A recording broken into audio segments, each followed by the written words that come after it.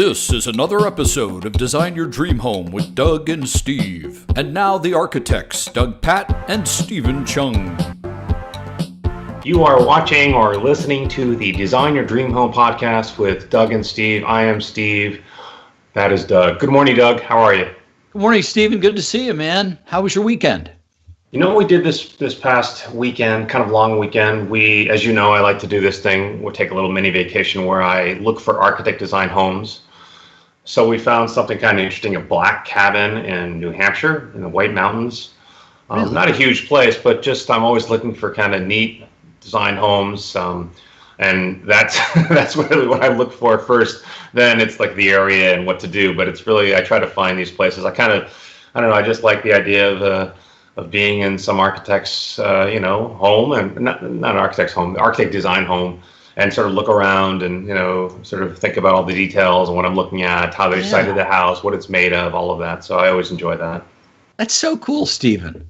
I'm always so impressed when we talk about all the interest, the way you look at things and the stuff you like to do. We're very different in some ways. I think that's great. Really We're fun. also very similar in many ways with our glasses and our black shirts. Yes, indeed. Well, that's a learned behavior, Stephen. It is. You're right. All right, Doug. So today's topic is one that gets us so excited. Actually, it's funny because we do talk about it a lot. It's not something we enjoy, but it has to do with fees, has to do with how much to pay your architect. Should you pay an architect? Yes, you should. And it's something that people ask about. And, the issue is that there's no standard, really. We don't have, I know in Finland, there's actually fees that are set. And so you don't have this problem of people undercutting each other. It just really, if you want an architect, that's what it costs. And you have to pay it. And I sort of like that idea. Whereas here, it's really what the market can bear, and some people don't want to pay anything, and some architects can charge an exorbitant fee, and if he's really well-known or she's well-known, then they can get that. So it's really tough to know where to sort of put our own services, but also if you're a homeowner, man, it's hard to know. Like, right, how do you know how much to pay? Yep.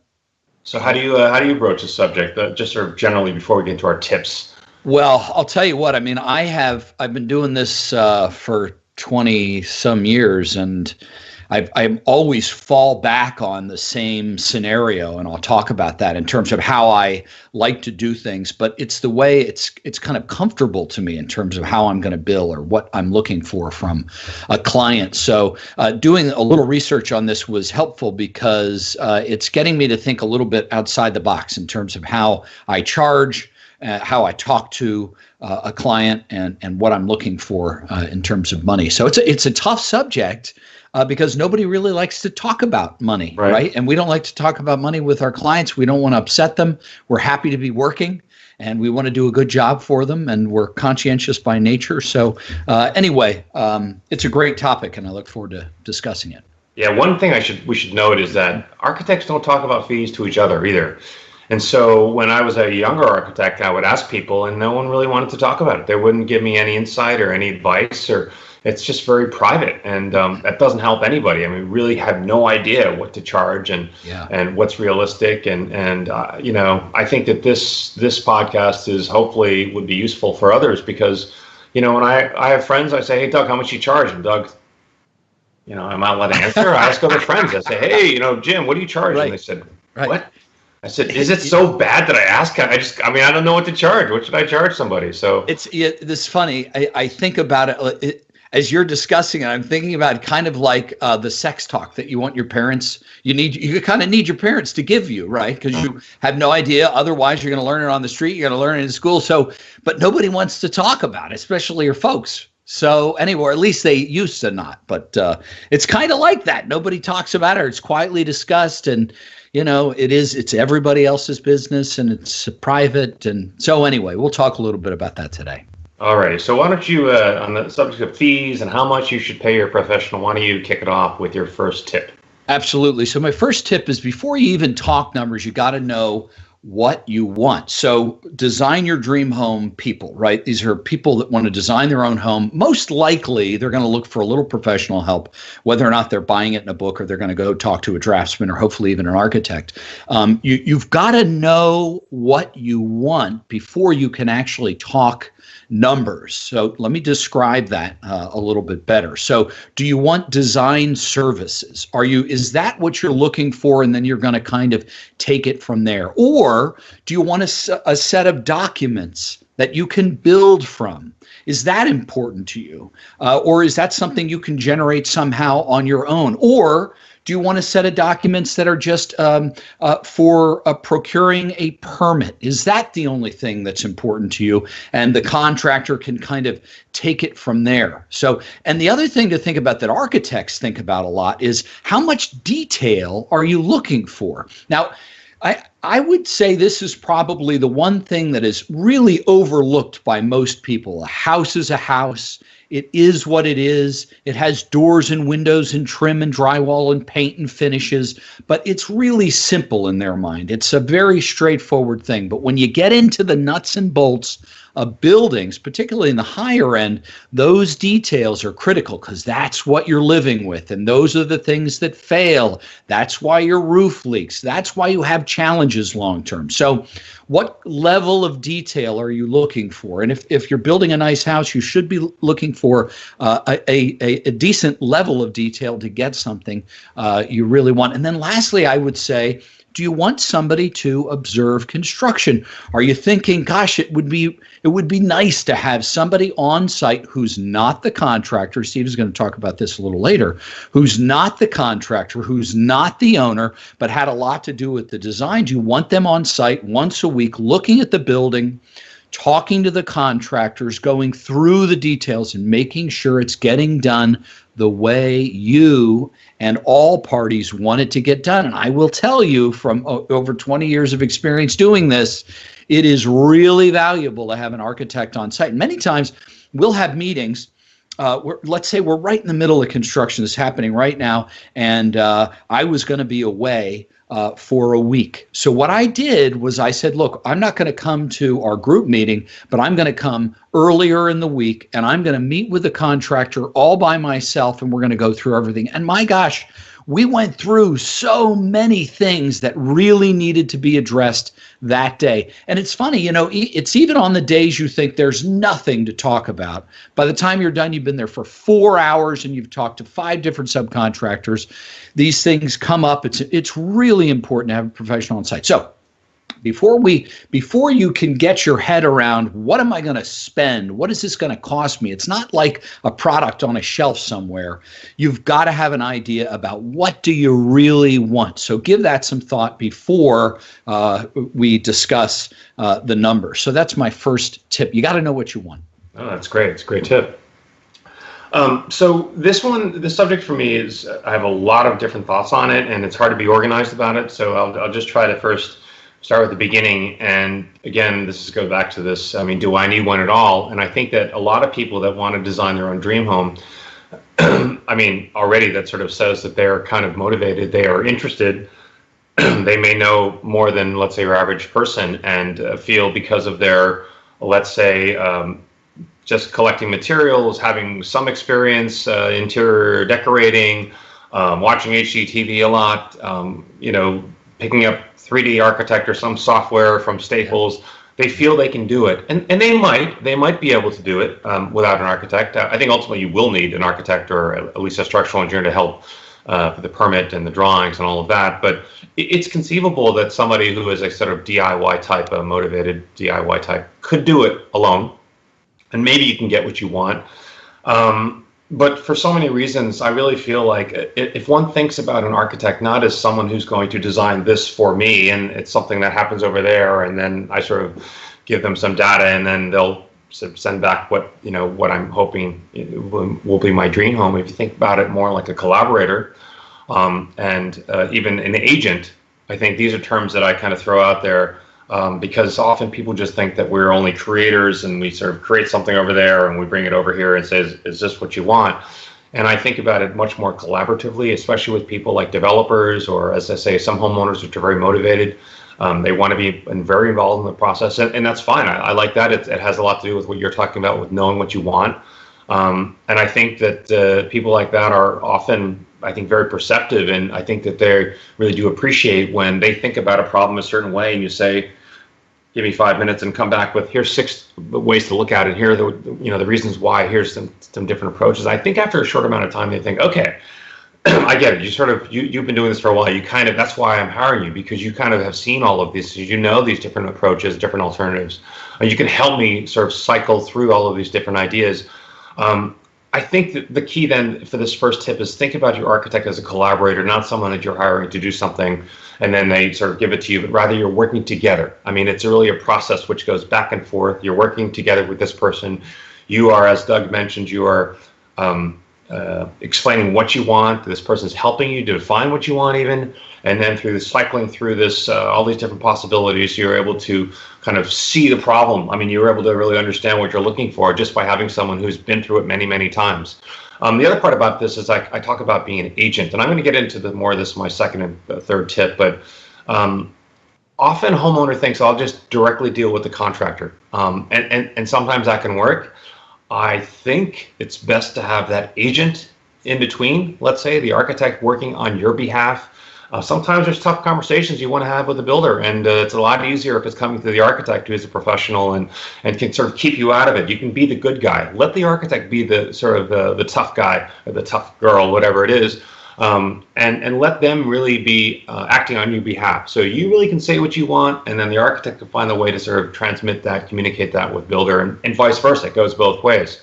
I think that's a great value. We'll talk about exactly how valuable that is, but so think about your architect not as just only a creator or designer, but also as a collaborator and as an agent. So I'm not sure if that's exactly a tip, but just a way to think about what an architect does.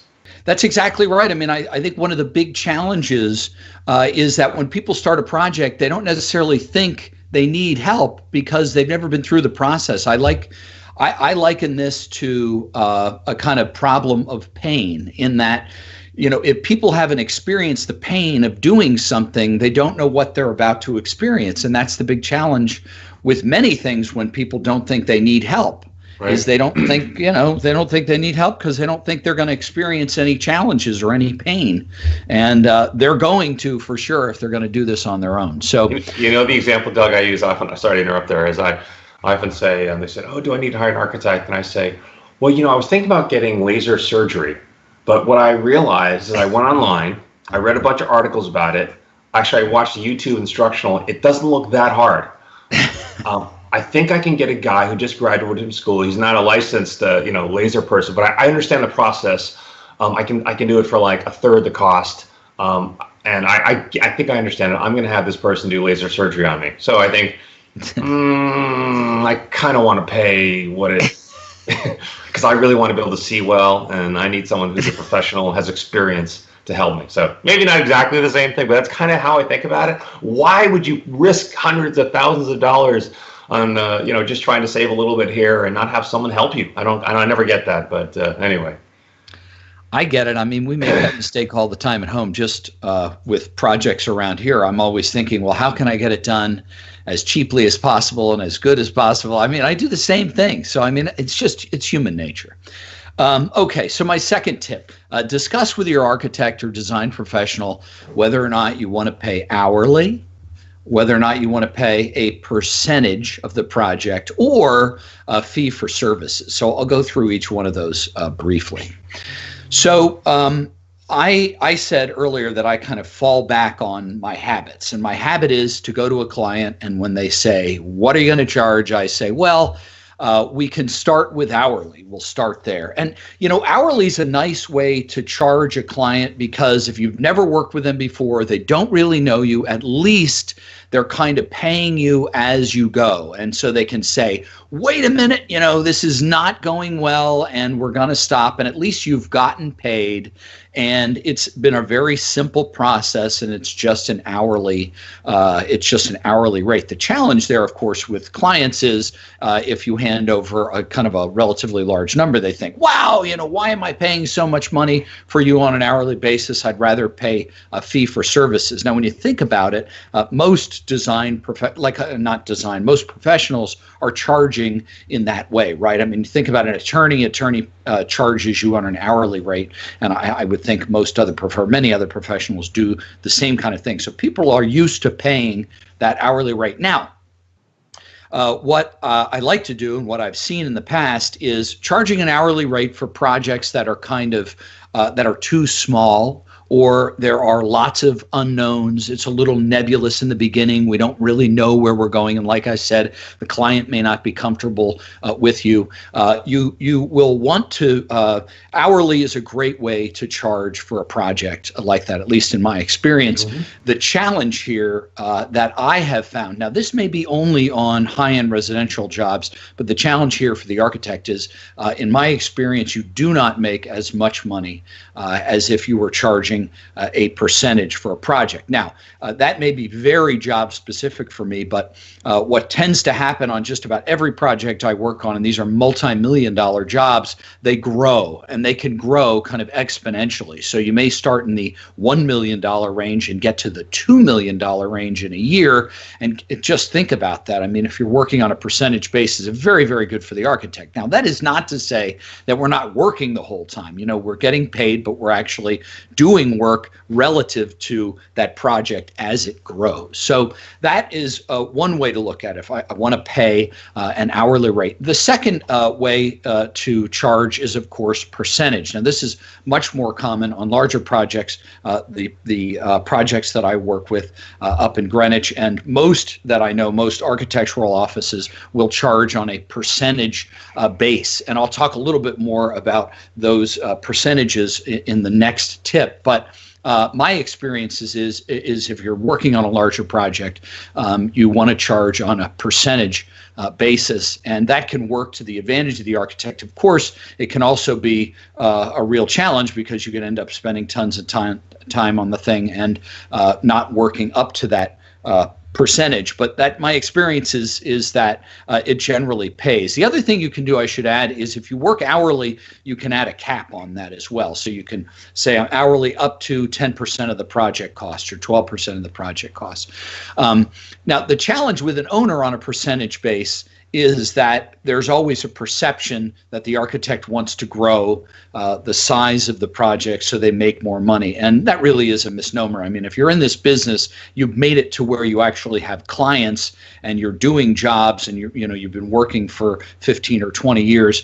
You're not doing that. You do it for the love of architecture. And as I've said in other podcasts, architects don't typically drive the cost for projects. They've got lots of great ideas. Owners are the ones that see what they want, the better thing, the better product, the better design, and they desire that. And then, of course, project costs go up. And the last one was something I was unfamiliar with, and I'll mention a blog that I enjoy a lot. Bob Borson is a genius when it comes to architecture. He's a practicing architect. He's most likely about my age. I'm not quite sure. But he's got a great blog called Life of an Architect. And I went on to his website and took a look at one of his blog posts. He does actually 3 posts in regard to fees. So there's a part 1, there's a part 2, and then there's a fees on residential projects. So I scoured that, actually, not just what he wrote, but all the comments. He has so many architects writing in and talking about architecture, and he's covered a lot of this fee stuff. So some of the things I'm covering today are not what he's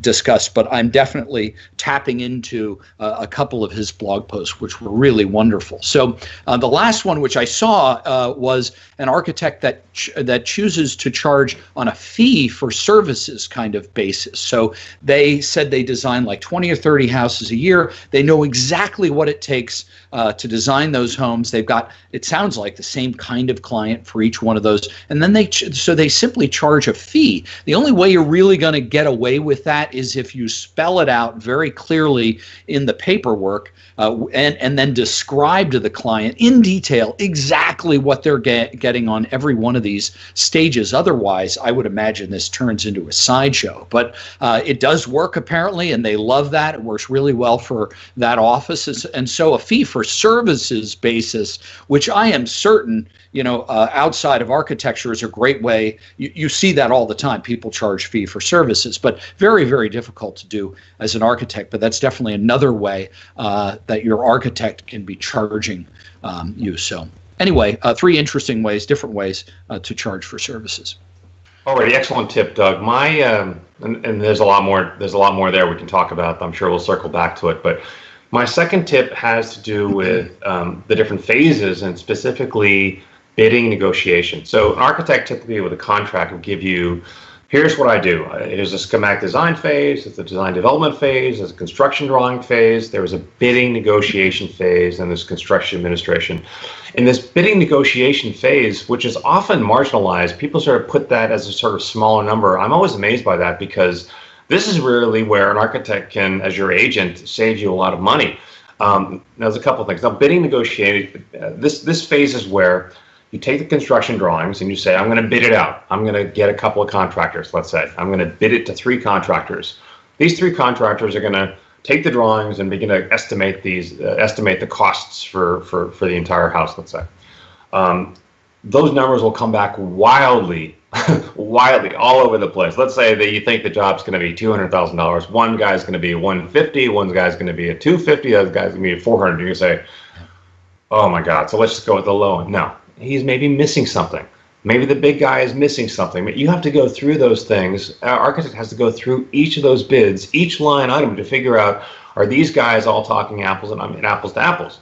Or is there something missing? I mean, it's a very tedious kind of experience, but it's where the money goes up in tens of thousands up and down. Hey, did you notice that you didn't put the deck on there? Oh, I didn't? Okay, here, add 40,000. Did you know that the window actually that you're proposing to replace, that's not what we don't, oh, let me add another 30,000. So that fee that you paid me, let's say you paid me $10,000, in like 30 minutes, I've just saved 3 times that. So right.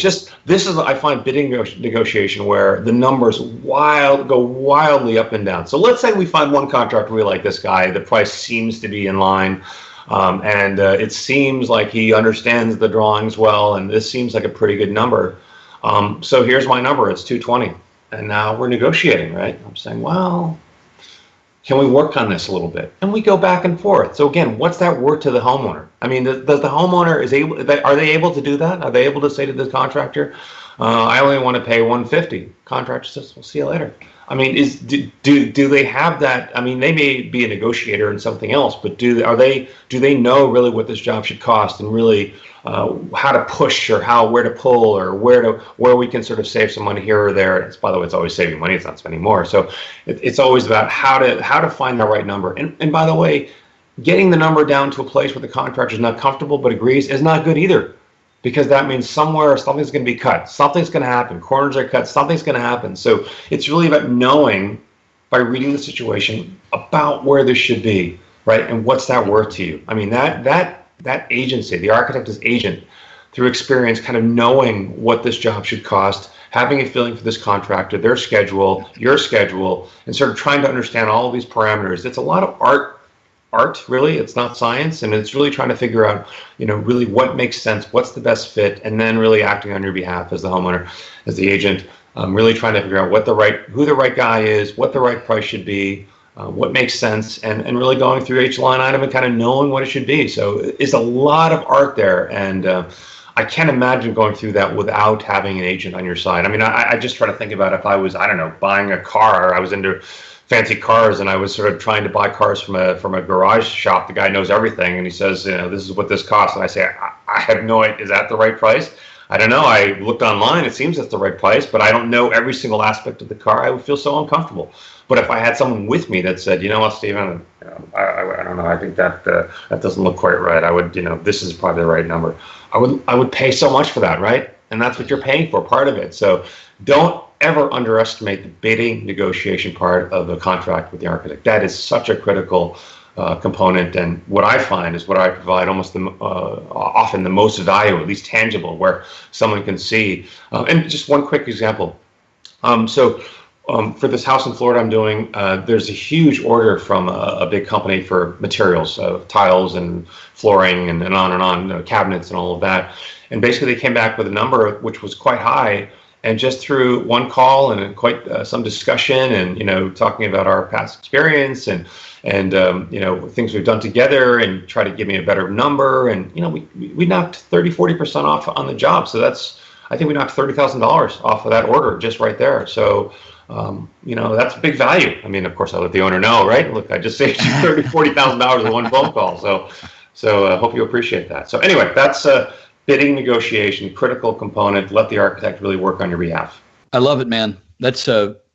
It's great information, and it's definitely something to keep in mind. I was thinking about I'm looking at a new car, and I wish I could have a friend who knew that kind of car to go with me so that they could look at it and help you. And you know what I mean? Because, it's a little bit like that. It's picking it out and not knowing. You can't really look under the hood, but an architect helps you look under the hood, know a little bit about what's going on. So I like that a lot. Okay, so my third tip is about the numbers. So I'm going to talk numbers here. And you got to know that these are going to be all over the place relative to where you live and what kind of work you're looking for. So after doing a little bit of research, I think I've come up with a decent kind of median series of numbers here that will at least help you understand what you're going to be paying if you hire an architect.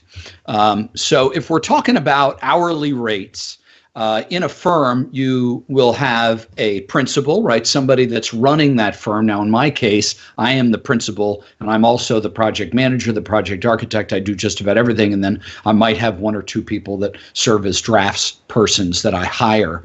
But again, this is going to differ relative to the size of the office that you're looking at. So you've got a principal, you've got a project architect. That's the person who really oversees the entire project in a larger office. And then you've got a project manager who's working just underneath that project architect. And they're more about kind of managing the drawings and maybe some of the people that are working directly for them. And then, of course, you have intern architects, you have people that are making models, and you've got drafts persons. And they can all be one and the same thing, really, again, depending on the size of the firm. So my experience, and in looking around on the web and then talking with other people, is that for a principal, you're most likely going to pay in between $100 and $200 an hour. Now, you may hear that and be like, what? That's crazy. Those numbers are huge. Well, I can tell you right now that I've seen those numbers be double at least, and that goes for almost all of these. So you're definitely going to find people who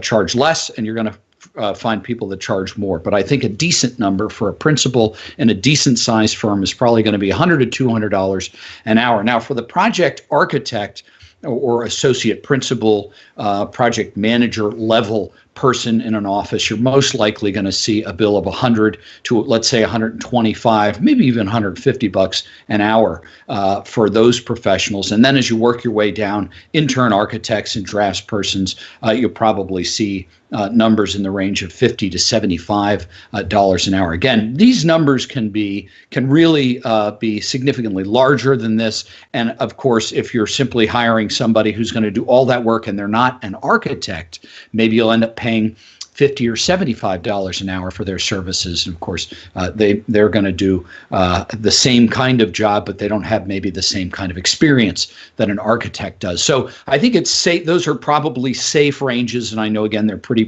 broad, and I'll probably upset somebody in giving one of these numbers out. But anyway, that's my experience. Then in terms of percentage, if you hire an architect and you say this person is going to be paid based on the overall cost of construction of the building, I think it's likely you'll see numbers in the range of 5% to 15%.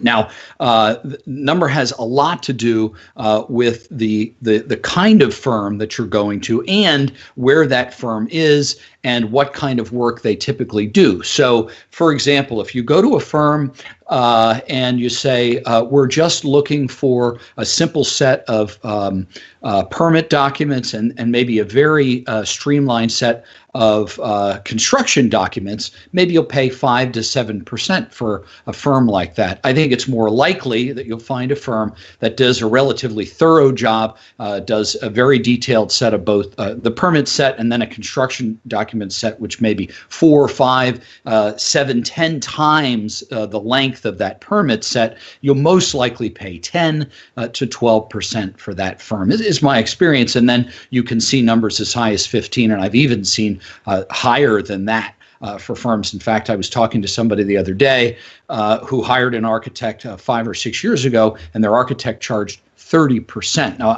that is an amazing amount of money, and I've never in my life heard of an architect charging that kind of fee. However, there are definitely boutique firms out there, and when you want what you want and you want it from a specific architect, you're going to end up paying for that. Now, keep in mind, a firm that, say, designs libraries for a living, or schools for a living, may only be charging 3 to 5%. But you've got to think about the fact that that building will most likely cost in the tens of millions of dollars. And they probably have a staff of 7 or 8 people working on that job at one time. So this is my experience, and this is really relative to residential or high-end residential projects. And again, if you go to Bob Borson's site, you'll see similar numbers to the ones I just given you. But he has a great discussion, particularly all the people that write in and talk about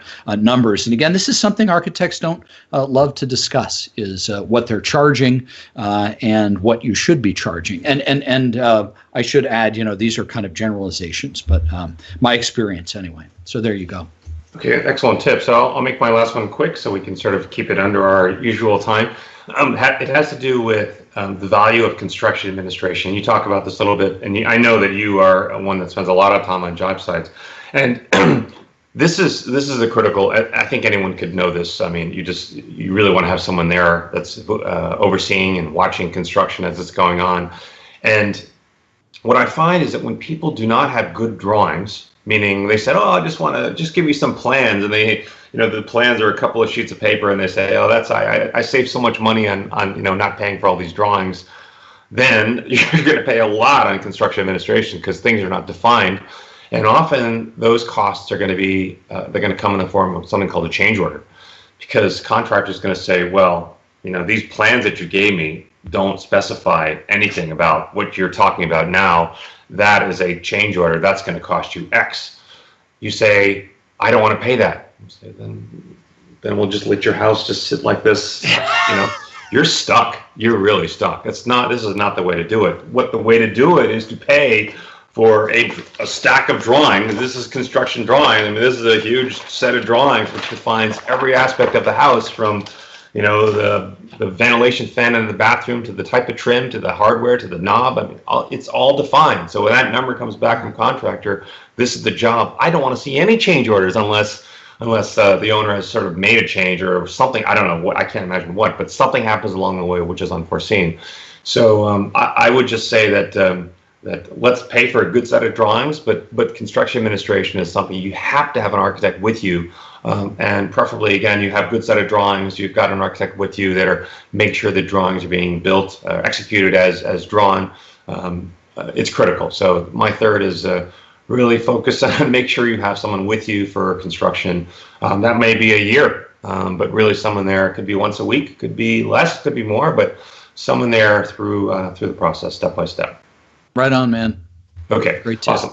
All right, so the last question is good because this is actually something that came in. We do this. A reader sends us a question. They want some advice, and we have someone calling from Schenectady, New York, which is sort of close to where I grew up. Okay, this person wants to add a dormer, update their porch. Do I need an architect? To do a dormer, is that the question? Yeah, a dormer and a porch. Well, it always comes back to the town and what the town or the city is looking for.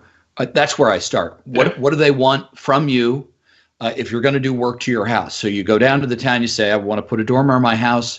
Do I need a permit?" Typically, my experience is exterior work, you likely do need a permit because you're going to have trucks there, your building materials moving, dumpster.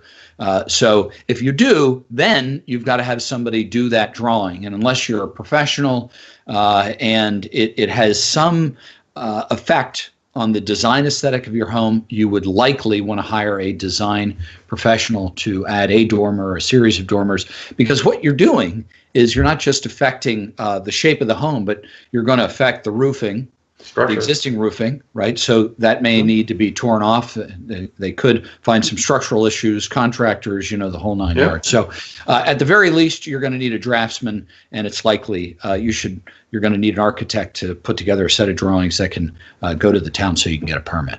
You know what I say when I see this? I think that this person wants to improve the value of their home. They want to kind of improve their curb appeal with the porch. They want to add a dormer to increase some usable space on the inside of the house. That's increasing their investment. Let's say the job is $30,000, $40,000, $50,000. If the idea is to pay $3,000, $4,000 for an architect or a designer to help make sure that dormer looks right, make sure that porch really looks right, that it's built right, to increase the value of the house by X, I would definitely look for an architect to help with this project. It's not a huge job for an architect. But, and a few $1,000s may seem a lot, but again, the investment is what, the 50, 60 or 40 or whatever on the dormer and the porch, not the 3, 4 on the design professional, whatever it costs. So I would pursue that. I would think that would be something that you would want a professional to help you. And again, that might be also finding the right contractor, making sure the job is done right. And again, you're affecting the outside of your house, the appearance. You can certainly improve the value by a lot by doing a good job. You can also really hurt the value by doing a very bad job, Matt. Something that doesn't look right or built wrong or what have you. So I definitely think go for the architect on this case. Right on. All right, Doug. That's we wrapped it up about fees. We'll have to come back to this because I think there's a lot more about this that we'll probably want to get into. But this is our first shot at fees and what an architect does and what you should pay for it or what you can pay for it. Right on, Stephen. Well, it was good to see you. And for our viewers and listeners out there, you've been watching or listening to Design Your Dream Home with Doug and Steve. Thanks for joining us, and we'll see you next time.